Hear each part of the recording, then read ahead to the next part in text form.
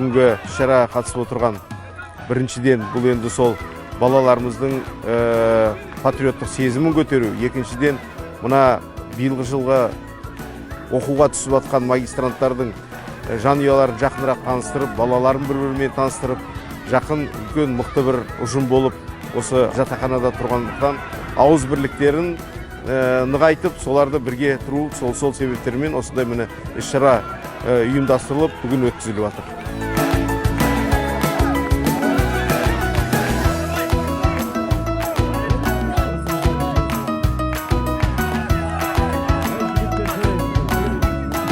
Қазақстан Республикасының Ұлттық қорғаныс университетінің ұйымдастырып отқан спорттық іс-шараға өте көңіліміз толып, күшті эмоция алдық. Осындай іс-шара көп болсын.